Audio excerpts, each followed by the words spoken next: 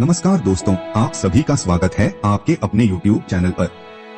आज मैं एक साउथ कोरियन कॉमेडी फिल्म की व्याख्या करने जा रहा हूं जिसका नाम है टाइमर। स्टोरी को समझने के लिए वीडियो को आखिर तक देखना और कमेंट करके बताना आपको वीडियो कैसी लगी। और हाँ दोस्तों, वीडियो को लाइक, सब्सक्राइब और शेयर भी करना है। आने वाले भविष्य में एक उपकरण बनाया गया है जो किसी को ये देखने की अनुमति देता है कि अपने जीवन साथी से मिलने का सही समय क्या है। इसे कई लोग डिजिटल मैचमेकिंग में अगला क्रांतिकारी कदम कहते हैं। टाइमर नामक एक सुविधा आम लोगों को ऐसी सेवा प्रदान करती है। आपकी कलाई पर एक चिप लगाते हैं जो उस दिन काउंटडाउन चालू करता है जब आप अपने जीवन साथी से मिलते हैं। जब दो पति पत्नी करीब आते हैं तो टाइमर बंद हो जाता है, जिससे उन्हें पता चलता है कि वे एक दूसरे से मिल चुके हैं। हालांकि टाइमर तब तक शुरू नहीं होगा जब तक कि दोनों लोगों को अपनी कलाई में चिप नहीं लग जाती। उना लॉस एंजल्स की ऑर्थोडॉन्टिस्ट हैं, जिनके पास एक अनब्लिंकिंग टाइमर है, जिसका अर्थ है कि उनका जीवन साथी एक से सुसज्जित नहीं है। वह अपने हाल के प्रेमी के साथ टाइमर कार्यालय में ये पता लगाने के लिए आई है कि क्या ये असली है। मैचमेकर पैटी नाम की कार्यकर्ता उना की अच्छी दोस्त है क्योंकि वो उनके ग्राहकों में से एक है। उना अपने जीवन साथी को खोजने की उम्मीद में कई लोगों को सुविधा में ले आई है। उसका प्रेमी अंदर जाने से पहले स्पष्ट रूप से घबराया हुआ है क्योंकि अगर उनका टाइमर मेल नहीं खाता है तो उन्हें अलग होना होगा। पैटी उससे एक दस्तावेज पर हस्ताक्षर करवाती है और उसकी कलाई को इम्प्लांट के साथ जोड़ देती है। लगभग तुरंत ही ब्लिंक करना शुरू कर देता है और उसे दिखाता है कि उसके पास अपने जीवन साथी से मिलने के लिए 2 साल बाकी हैं।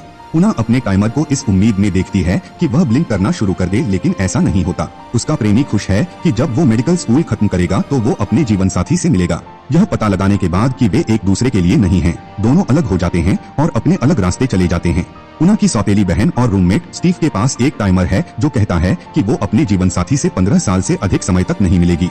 वो इतना लंबा इंतजार नहीं करने वाली है। स्टीव की जीवन शैली में पुरुषों के साथ वन नाइट स्टैंड शामिल है जो केवल उसके जैसे एक लिंग की तलाश में है।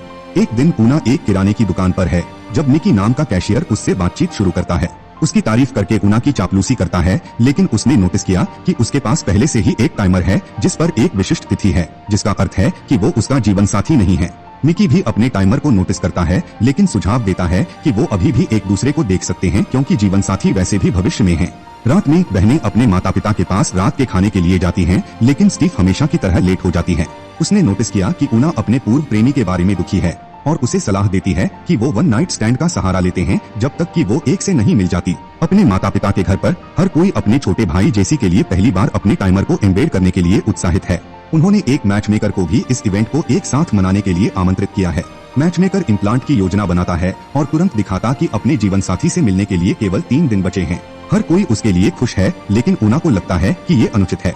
वो अपने छोटे भाई को बधाई देती है और बिना खाना खाए चली जाती है। वो निकी से मिलने के लिए वापस किराने की दुकान पर जाती है। पहले तो वो अंदर जाने से हिचकिचाती है, लेकिन फिर भी चली जाती है। निकी दंग रह जाता है जब वो उसे बाहर आने के लिए कहती है। वो जल्दी से अपने सहकर्मी को उसकी जगह लेने के लिए कहता है और उसके पीछे कार तक जाता है। निकी के घर के लिए कार की सवारी अजीब है क्योंकि दोनों के पास बात करने के लिए कुछ भी नहीं है। अंत में निकी के अपार्टमेंट में पहुंचते हैं और उनके 4 रूममेट उनका स्वागत करते हैं। घर में बियर की बोतलें और टिश्यू पेपर भरे पड़े हैं, जिससे उना अपने फैसले पर फिर से विचार करती है।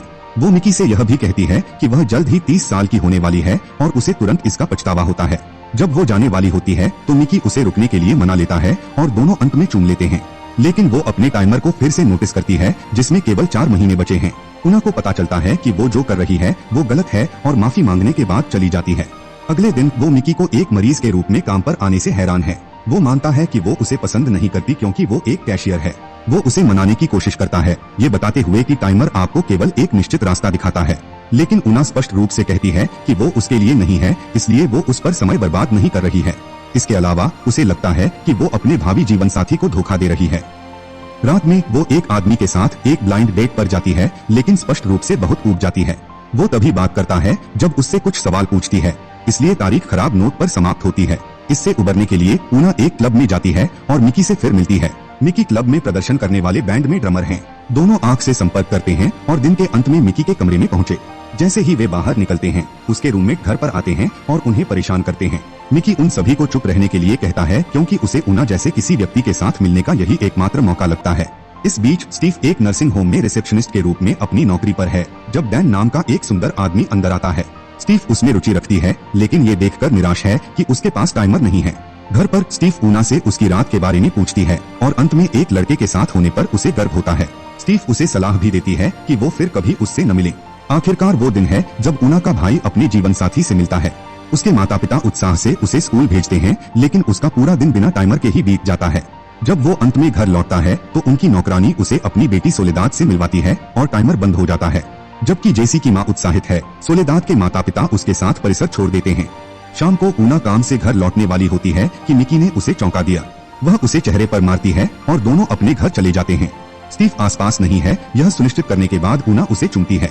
उसके बाद से दोनों डेट करना शुरू करते हैं। ऊना अक्सर उसके घर जाती है और उसके रूममेट से दोस्ती कर लेती है। ऊना उसे अपने पिता के बारे में बताती है, जो एक संगीत निर्माता है। जब से उसका और उसकी माँ का ब्रेकअप हुआ है, उसने उससे बात नहीं की।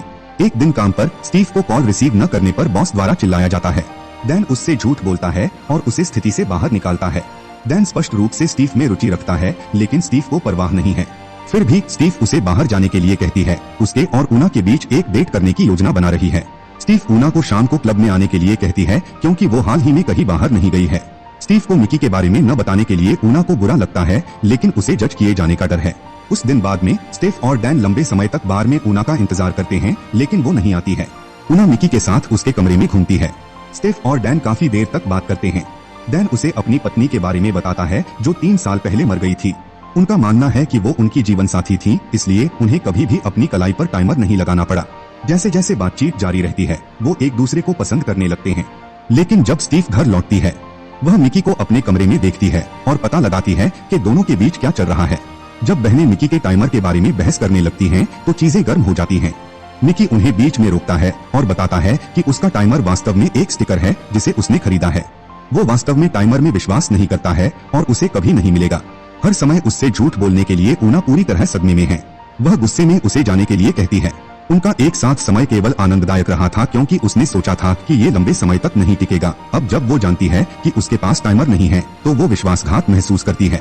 अगले सप्ताह तक ऊना उससे संपर्क करने की कोशिश नहीं करती है, लेकिन साथ ही साथ दुखी भी रहती है।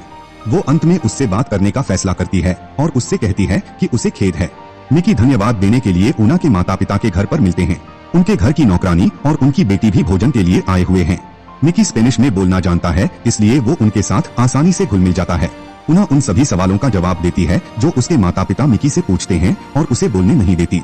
जाहिर है कि वो इतने छोटे और भोली भाली किसी के साथ रिश्ते में होने से शर्मिंदा है। इस बीच डैन और स्टीव 1-2 बार मिलते हैं और डेटिंग शुरू करते हैं। दूसरी ओर ऊना अब अनिश्चित है कि वो मिकी के बारे में कैसा महसूस करती है। इसके अलावा उसकी माँ उसे यह पता लगाने का आग्रह करती है कि क्या मिकी जल्द से जल्द उसका जीवन साथी बनेगा। एक दिन मिकी अचानक कबूल करता है कि वो उससे प्यार करता है, लेकिन ऊना घबरा जाती है और चली जाती है। वो और स्टीव फिर ऊना के पिता रिक को देखने जाते हैं। उनका स्वागत एक युवा महिला द्वारा किया जाता है, जो रिक की प्रेमिका होती है। पहले कुछ मिनट अजीब होते हैं, क्योंकि ऊना ने उनसे लंबे समय तक बात नहीं की है। फिर वो स्पष्ट रूप से उससे पूछती है कि उसे कभी टाइमर क्यों नहीं मिला। वो आदमी उसे अपनी कलाई पर टाइमर दिखाता है और उसे बताता है कि उसके पास एक है, लेकिन उसके पास अभी भी अपने जीवन साथी से मिलने के लिए कुछ समय बचा है। फिर उसकी प्रेमिका उन्हें बताती है कि उसने अपना टाइमर हटा दिया है, क्योंकि वो रिक से प्यार करती है और टाइमर क्या कहता है इसकी परवाह नहीं करती है। बहनें उससे प्रेरित होती हैं, इसलिए दोनों उन्हें हटाने के लिए दौड़ पड़ती हैं, उनके बिना अपना जीवन जीने का वादा करते हुए। मैचमेकर बनाने वाली काइट ये पता लगाने के लिए पूरी तरह से सदमे में है कि लड़कियां अपने टाइमर को हटाना चाहती हैं। वो और प्रबंधक उन्हें चेतावनी देते हैं कि यदि उपकरण एक बार हटा दिया जाता है तो वे इसे फिर से नहीं लगा सकते हैं, इसलिए ये उनके लिए सच्चा प्यार पाने का आखिरी मौका होगा। स्टीव का कहना है कि वो परवाह नहीं करती है और अंत में उसे हटा देती है, लेकिन जब ऊना की बारी आती है तो वो हिचकिचाती है। इसे निकाले जाने के कुछ सेकंड पहले टाइमर बीप करना शुरू कर देता है। यह पता चला है कि उसके पति ने ठीक उसी समय अपना टाइमर लगा दिया था। उनसे मिलने के लिए ऊना के पास सिर्फ 5 घंटे हैं। वो उत्सुकता से उस समय के लिए इसे छोड़ने का फैसला करती है, लेकिन स्टीव उस पर पागल हो जाती है। अगले दिन उन दोनों का जन्मदिन है। रात में ऊना का काउंटडाउन बंद हो जाता है, जिसका अर्थ है कि वो अगले दिन अपने जीवन साथी से मिलेगी। उनकी माँ उन दोनों के लिए बर्थडे पार्टी का आयोजन करती है। उसने डैन और मिकी दोनों को आमंत्रित किया है। स्टीव पहले घर आती है और डैन के साथ घूमती है। दूसरी ओर मिकी नौकरानी और ऊना की माँ के बीच बातचीत का अनुवाद करने में व्यस्त है। वो बॉस और वर्कर के रूप में रहने का फैसला करते हैं और अपने बच्चों को अपने रिश्ते को आगे ले जाने देते हैं। जब ऊना पार्टी में आती है तो डैन के साथ उसका टाइमर बजता है, जिसका अर्थ है कि वो उसका जीवन साथी है। एक नाराज स्टीव रसोई घर में घुस जाती है, जबकि मिकी अपने घर के लिए निकल जाता है।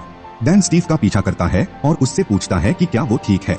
स्थिति के बारे में बात करने के लिए ऊना दोनों में शामिल हो जाती है। जीवन में वो जो कुछ भी चाहती है उसे हमेशा पाने के लिए स्टीव ऊना पर चिल्लाना शुरू कर देती है।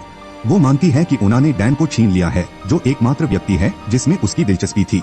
बहनें एक लड़ाई में शामिल हो जाती हैं जो तब समाप्त होती है जब उना स्टीव को बताती है कि वो उसकी सबसे अच्छी दोस्त है और वो डैन को नहीं चाहती है। उना के जाने के बाद डैन स्टीव को बताता है कि उसे एक टाइमर मिला है क्योंकि ये उसके लिए महत्वपूर्ण था और वो उसकी बहन की परवाह नहीं करता। अगली सुबह उना मिकी से मिलने उसके घर जाती है।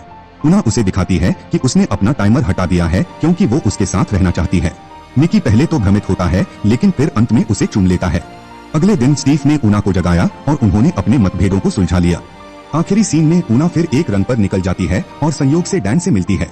दोनों कुछ देर बात करते हैं और पाते हैं कि उनमें बहुत कुछ समान है, लेकिन अंत में दोनों हंसते हैं और अपने अलग रास्ते पर चले जाते हैं।